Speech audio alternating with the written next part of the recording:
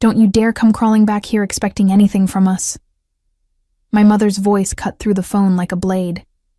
I stood frozen in the parking lot of my apartment complex in Burlington, Vermont, clutching my phone so tightly my knuckles had turned white.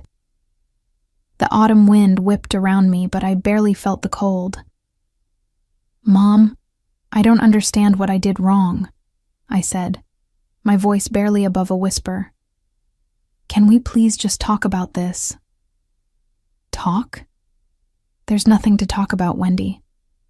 You made your choice when you decided to embarrass our family with your little rebellion. We've decided you're no longer welcome here. Stay away permanently." The line went dead, leaving me staring at my phone in disbelief. Just 3 days ago, I had been at my sister Brooke's engagement party, celebrating what should have been a joyful family milestone. Instead, it had turned into a nightmare when I refused to lie about my income to impress Brooke's future in-laws. My mother had been furious that I wouldn't pretend to be struggling financially to make Brooke look more successful by comparison. My name is Wendy Parker, and I'm 27 years old. For the past 5 years, I've worked as a senior account manager at Velmark Automation, a thriving manufacturing company that specializes in industrial robotics. While my family assumed I was barely scraping by in my little office job, the truth was quite different. My annual salary of $85,000, combined with performance bonuses, had allowed me to build a comfortable life and substantial savings. The irony wasn't lost on me. My mother, Victoria, had always been obsessed with appearances and family image. She lived in the same sprawling house in the wealthy suburb where I grew up, maintaining the facade of prosperity that had defined our family for decades. What she didn't know was that her disappointing daughter had become more financially successful than anyone else in the family. I walked back to my apartment, my mind reeling from the conversation. The familiar weight of family disappointment settled on my shoulders, but something felt different this time. There was a finality to my mother's words that made my stomach churn. As I unlocked my door, I noticed my hands were trembling. Not from the cold, but from a growing sense that this confrontation was just the beginning of something much bigger. My phone buzzed with a text message from an unknown number. "Family financial matters require immediate attention. Contact Benjamin Harris, Northwell Financial Services." I stared at the message, confused. Why would a financial advisor be reaching out to me about family matters when I had just been permanently banished? Something was very wrong, and I had the unsettling feeling that the worst was yet to come. Growing up in the Parker household meant living under the constant pressure of maintaining appearances. My mother, Victoria, had built her entire identity around our family's perceived status in Burlington's social circles. She served on charity boards, hosted elaborate dinner parties, and made sure our house always looked like something out of a magazine. My sister Brooke, 3 years older than me, had always been the golden child. She married her college boyfriend straight after graduation and settled into a predictable life of part-time work and social obligations. Brooke understood how to play the game. She knew exactly what to say and how to present herself to earn our mother's approval. I, on the other hand, had always been the family disappointment. After college, I chose to focus on building my career rather than rushing into marriage. I worked long hours, took on challenging projects, and slowly climbed the corporate ladder at Velmark Automation. But to my family, success was measured in terms of social connections and traditional milestones, not professional achievements. The trouble started 5 years ago when I began working in manufacturing. My mother had been horrified that her daughter would take a job in factory work, as she dismissively called it. She couldn't understand that modern manufacturing involved sophisticated technology and engineering, or that my role managing client relationships for industrial robotic systems was both challenging and well compensated. "Why can't you find something more suitable?" she would ask during family dinners. "Something in an office, like working for a bank or a law firm." I tried explaining that I did work in an office, that I spent my days managing million-dollar contracts and coordinating with engineering teams. But Victoria had already formed her opinion, and nothing I said could change it. In her mind, I was the daughter who had settled for less. The financial disparity between my reality and my family's perception had grown wider each year. While they assumed I was struggling, I had been quietly building wealth. My investment portfolio had grown substantially, and I owned my apartment outright, something even Brooke couldn't claim about her house. But I had kept this information to myself, partly out of privacy, and partly because I knew it would complicate family dynamics. Victoria needed to feel superior to someone, and I had unknowingly filled that role. Revealing my success would have disrupted the carefully constructed narrative she had built around our family. The engagement party 3 days earlier had been the breaking point. When Brooke's future in-laws asked about my work, I had answered honestly about my role at Velmark Automation. I mentioned the challenging projects we were working on and the international clients I managed. Victoria's face had darkened with each word. Later that evening, she pulled me aside and demanded that I downplay my success at future family events. "It makes Brooke look bad when you go on about your little job," she hissed. "Can't you just say you're doing okay and leave it at that?" I had refused, and apparently, that refusal had been the final straw. 2 days after my mother's devastating phone call, I drove past my childhood home out of habit. What I saw made my heart sink even further. The locks had been changed. New brass deadbolts gleamed on the front door, and when I tested my key, it no longer worked. Victoria had quite literally locked me out of the family home where I had spent the first 18 years of my life. I sat in my car in the driveway, staring at the house that no longer welcomed me. The rose bushes Victoria meticulously maintained were already showing signs of autumn dormancy, and the perfectly manicured lawn looked as pristine as ever. Everything appeared normal from the outside, but I was no longer part of this picture. A neighbor walking her dog waved at me hesitantly, clearly confused by my presence. Mr. Henderson had known me since I was a child, but I could see the uncertainty in his expression. Had Victoria told the neighbors I was no longer welcome? The thought made my cheeks burn with humiliation. I drove home feeling hollow and displaced. That evening, I tried calling Brooke, hoping she might help me understand what had triggered such an extreme reaction from our mother. The call went straight to voicemail. "Brooke, it's Wendy.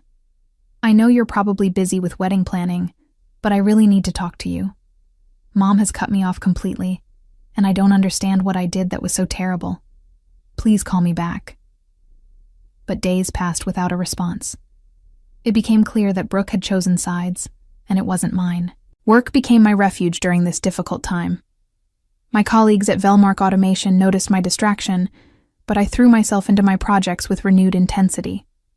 Managing the implementation of automated assembly lines for our automotive clients required constant focus, and the demanding schedule helped keep my mind off the family drama. My boss, Director Gregory Walsh, called me into his office on Thursday afternoon. "Wendy, I wanted to discuss the Peterson manufacturing contract. Your work on this project has been exceptional, and the client specifically requested you for their expansion next quarter." The Peterson contract was worth $2.8 million, representing the largest deal I had ever managed independently. Under normal circumstances, this would have been cause for celebration. Instead, I felt the bitter irony of achieving professional success while losing my family. "Thank you, Gregory. I appreciate the confidence you're showing in me," I replied, forcing enthusiasm into my voice. "Are you all right? You seem distracted lately," he observed, his tone gentle but concerned. "Just dealing with some personal matters. Nothing that will affect my work," I assured him. As I left his office, I realized that my professional life was thriving while my personal life crumbled. The contrast felt surreal and painful. I had everything I had worked for: financial security, career advancement, and professional respect. But I had lost the family connections that I had always assumed would be permanent. That evening, my phone rang with a call that would change everything. The call came at 6:47 p.m. on a Friday evening, while I was heating up leftover Thai food and trying to distract myself with a documentary about wildlife conservation. The number was local but unfamiliar, and I almost let it go to voicemail. Something made me answer at the last second. "Miss Parker?" This is Benjamin Harris from Northwell Financial Services. I need to speak with you urgently about your family's financial situation. I set down my fork, my appetite suddenly gone. I'm sorry, but I think you have the wrong person. I'm not involved in my family's finances. Actually, you are more involved than you realize, Benjamin said, his voice strained with an emotion I couldn't identify. According to the documents I have here, you're listed as the primary beneficiary and emergency contact for both your mother's and sister's investment accounts. I've been trying to reach Victoria Parker for 3 weeks without success, and the situation has become critical. My head spun. That's impossible. My mother just told me I'm no longer welcome in the family. Why would I be listed on her accounts? The paperwork was filed 18 months ago, Benjamin explained. Miss Parker, I really need to meet with you in person. There are some very serious issues we need to discuss, and I can't go into detail over the phone. Would you be available tomorrow morning? I agreed to meet him at his office at 10 a.m., my mind racing with questions. After hanging up, I paced my apartment trying to make sense of this development. Why would Victoria list me as her beneficiary and emergency contact, while simultaneously cutting me out of her life? The contradiction made no sense. Saturday morning arrived gray and drizzly, matching my mood perfectly. Northwell Financial Services occupied a modest office building downtown, and Benjamin Harris turned out to be a soft-spoken man in his 50s, with the kind of gentle demeanor that probably helped clients discuss difficult financial realities. Thank you for coming, Miss Parker. Please have a seat, he said, gesturing to a chair across from his desk. I'm afraid what I have to tell you is quite serious. He opened a thick folder and spread several documents across his desk. Your mother and sister have been making some very poor financial decisions over the past 2 years. They've liquidated most of their retirement accounts, taken out significant loans against your mother's house, and invested heavily in what appears to be a fraudulent investment scheme. My stomach dropped. How much are we talking about? Combined, they've lost approximately $400,000, Benjamin said quietly. The house your mother lives in is now mortgaged to its full value, and they owe substantial amounts to several creditors. Victoria has been avoiding my calls because she knows the situation is dire. I stared at the paperwork, trying to process the numbers. $400,000. The house that had been in our family for 25 years was essentially gone. There's more, Benjamin continued. The investment firm they put their money into was shut down by federal authorities last month. The principals have been arrested for running a Ponzi scheme. Your mother and sister are among hundreds of victims, but because they borrowed against the house to increase their investment, their losses are particularly severe. Why are you telling me this? I asked, though I suspected I already knew the answer. Because as their listed emergency contact and beneficiary, you have the legal authority to make decisions on their behalf if they become incapacitated or refuse to address the situation themselves. And Miss Parker, he paused, looking uncomfortable. Based on their current trajectory, they're going to lose everything within the next 60 days unless someone intervenes. The irony hit me like a physical blow. My mother had banished me from the family for being an embarrassment, but I was apparently her only hope for financial salvation. I left Benjamin's office in a daze, clutching copies of financial documents that painted a devastating picture of my family's situation. The drive home gave me time to process the magnitude of what I had learned, and by the time I reached my apartment, shock had given way to a mixture of anger and disbelief. Victoria and Brooke had fallen victim to a company called Grandview Investment Partners, which had promised returns of 25% annually on real estate development projects. The scheme had been sophisticated, complete with glossy brochures, fake testimonials, and a professional-looking office in downtown Burlington. What made it particularly cruel was that the scammers had specifically targeted older adults and their adult children, playing on fears about retirement security. I spread the documents across my dining table and began calculating the extent of the damage. The house, which had been worth approximately $600,000 when my father passed away 10 years ago, now carried mortgages totaling $550,000. Victoria's retirement accounts, which should have contained at least $300,000, had been completely drained. Even Brooke's modest 401k had been cashed out to fund additional investments. The monthly obligations were staggering. Between mortgage payments, insurance, utilities, and minimum payments on various credit cards and loans, Victoria needed at least $4,500 each month just to maintain the status quo. But according to Benjamin's notes, her only income was Social Security and a small pension from my father's company, totaling perhaps $2,800 monthly. I called Benjamin back that evening. How long can this continue before they lose the house? Based on their current payment history, I'd estimate they have maybe 6 weeks before the bank initiates foreclosure proceedings, he replied. The credit card companies are already calling daily, and I've heard from 3 different collection agencies this week. Have you been able to reach my mother? She's been avoiding all contact with financial institutions. I think she knows how bad things are and doesn't want to face reality. After ending the call, I sat in my kitchen staring at my laptop screen. A quick online search revealed that Victoria had been tagged in several Facebook photos from charity events and social gatherings as recently as last week. She was still maintaining her public image while privately facing financial ruin. The next morning, I drove to her house again. This time, I didn't try to use my old key. Instead, I rang the doorbell and waited. After several minutes, Brooke answered, looking haggard and avoiding eye contact. "Wendy, you shouldn't be here. Mom said—" "I know what Mom said," I interrupted, "but we need to talk about Benjamin Harris and Grandview Investment Partners." Brooke's face went white. "How do you know about that?" "Because I'm apparently your emergency contact and beneficiary, which is something you both forgot to mention when you decided to cut me out of the family." I pushed past her into the foyer, noting that several expensive pieces of furniture were missing.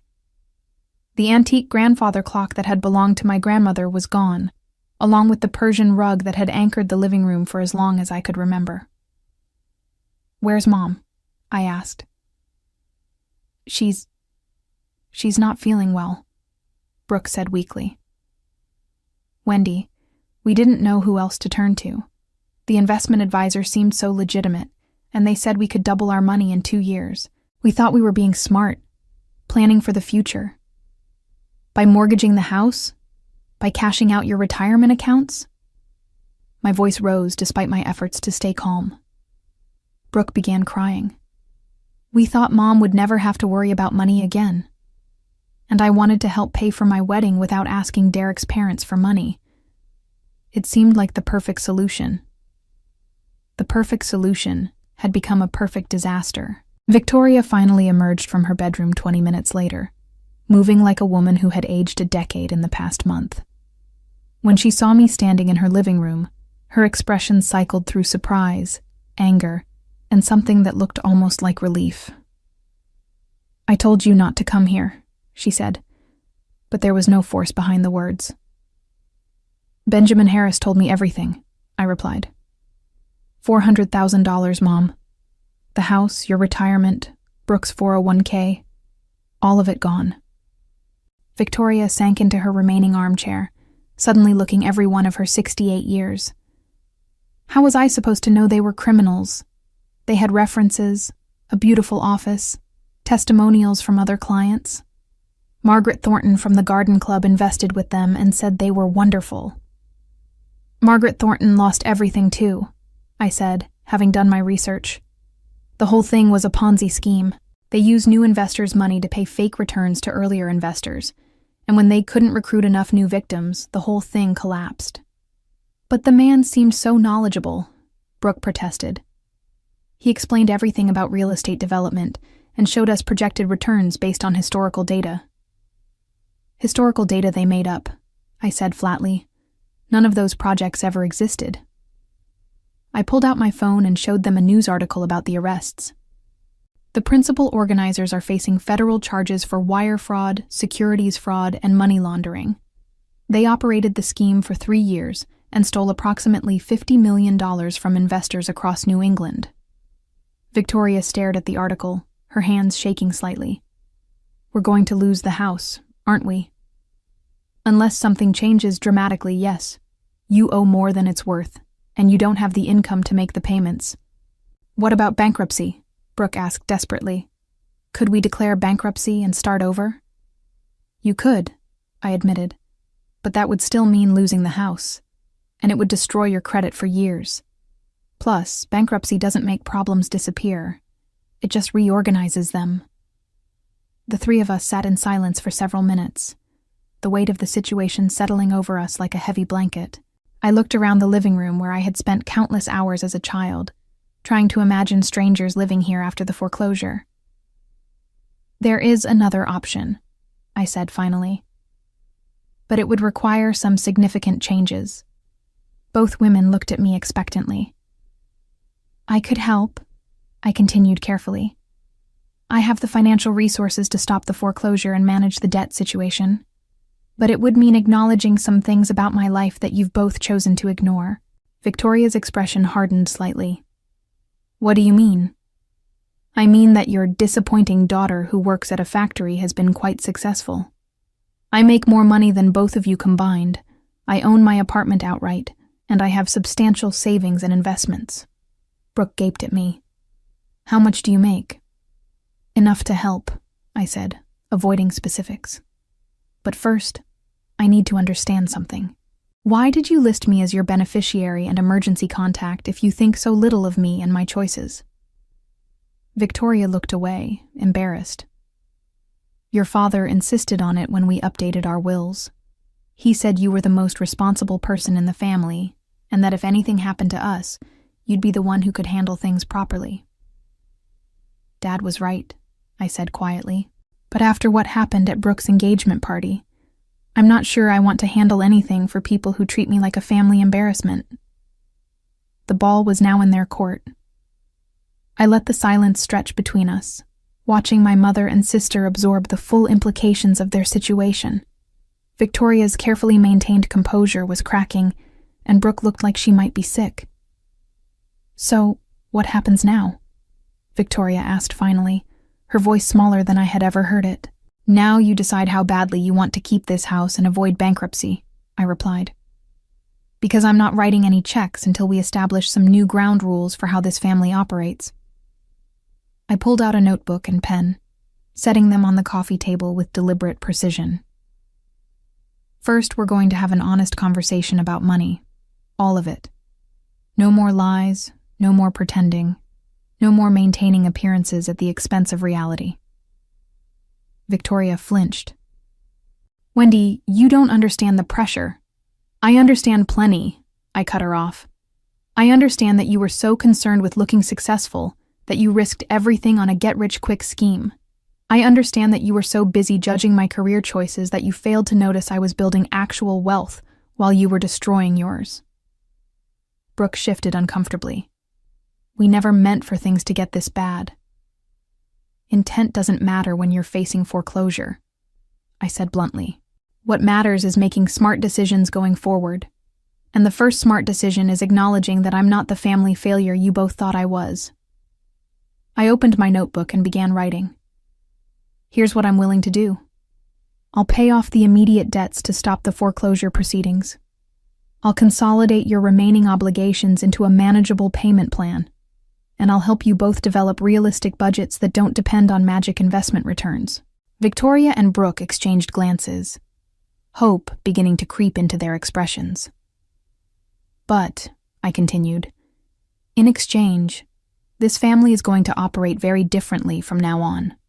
No more dismissing my career, no more treating me like an embarrassment, and absolutely no more financial decisions made without consulting me first. What kind of decisions? Brooke asked nervously. All of them.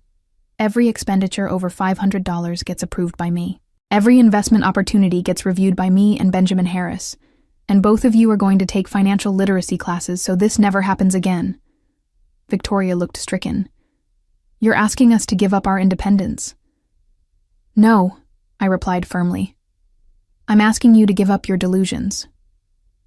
The transformation that followed was both satisfying and sobering. Within 48 hours of our family meeting, I had arranged to pay off the most pressing debts and halt the foreclosure proceedings. The relief on Victoria and Brooke's faces was palpable, but I made sure they understood this was not a return to business as usual. I established myself as the primary contact for all financial institutions and creditors, a role that gave me complete visibility into every aspect of their spending. The first monthly budget review revealed exactly how disconnected from reality they had become. $300 for a single dinner at Le Bernardin? I asked, reviewing Brooke's credit card statement. While you're supposedly struggling to pay your mortgage? It was Derek's birthday, Brooke protested weakly. We wanted to celebrate somewhere special. You can celebrate at Applebee's until your financial situation improves, I replied without sympathy. Special occasions don't justify financial irresponsibility. Victoria's spending was even more egregious. Hair appointments, designer clothing, charitable donations to maintain her social status, hundreds of dollars flowing out each month while she claimed poverty. The garden club expects certain standards, she argued, when I questioned a $200 donation to their silent auction. The garden club can expect you to contribute your time instead of money you don't have, I countered. Your social standing isn't worth losing your home. I restructured their entire financial lives with the efficiency I brought to my work at Velmark Automation. Automatic payments, restricted credit limits, and weekly check-ins became the new normal. Both women chafed at the oversight, but they had forfeited the right to financial independence when they lost $400,000 to a scam. The most satisfying moment came when I informed them they would both need to find employment to contribute to the household expenses. Victoria hadn't worked outside the home in 30 years, and Brooke had never held a full-time job. But what will people think? Victoria asked, horrified. They'll think you're responsible adults who take care of their obligations, I replied. Novel concept, I know. The final weeks of implementing my family's financial rehabilitation were a masterclass in poetic justice.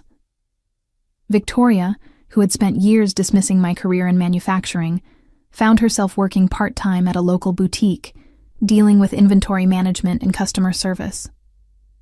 Brooke took a position as a receptionist at a dental office, discovering for the first time what it meant to have a boss and fixed working hours. Both women struggled with the transition from their previous lives of leisure and social obligations to the reality of actual employment.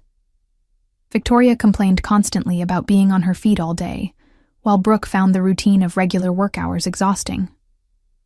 I don't understand how you've done this for years, Brooke said during one of our weekly financial meetings. Working every day, dealing with deadlines and demanding clients.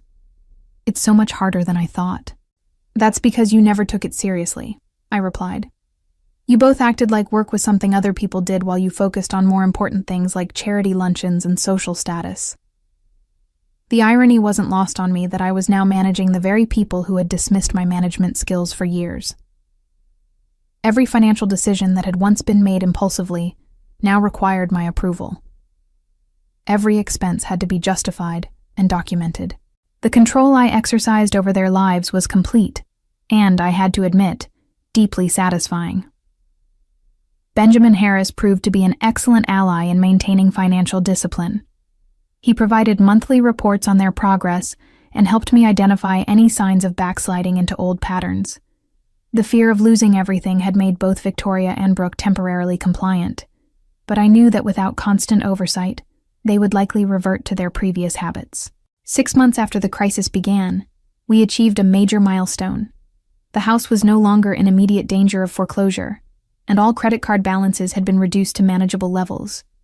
More importantly, both Victoria and Brooke had developed a grudging respect for the financial discipline that had saved them from ruin. During our final family meeting of the year, Victoria surprised me by acknowledging something she had never admitted before.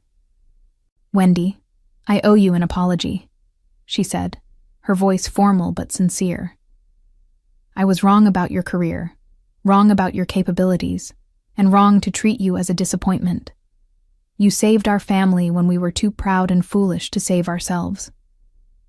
The apology felt good, but it couldn't erase years of dismissal and condescension. I appreciate that, Mom, but this isn't about proving I was right or you were wrong. It's about building a family relationship based on honesty and mutual respect going forward. Brooke nodded emphatically. I had no idea how hard you worked or how successful you'd become. I feel terrible that we made you feel like you didn't measure up, when really, we were the ones who weren't measuring up." As the calendar turned and the first anniversary of the crisis approached, I reflected on how completely the family dynamics had shifted. The daughter who had once been locked out of her childhood home now held the keys to her family's financial future. The embarrassment who wasn't welcome at family gatherings had become the person they depended on for survival. Victoria and Brooke both faced lasting consequences from their financial recklessness. Victoria's reputation in her social circles never fully recovered once word spread about her employment at the boutique. Several of her former friends from the garden club distanced themselves, unable to reconcile their image of her with the reality of her reduced circumstances. Brooke's wedding had to be dramatically scaled back, causing tension with Derek's family and forcing her to confront the gap between her aspirations and her actual means. Looking back on that tumultuous year, I realized that while I had gained control and extracted a form of justice from the situation, the victory felt more hollow than I had expected. Though I couldn't deny the satisfaction of watching those who had dismissed me learn to respect the very skills they had once scorned.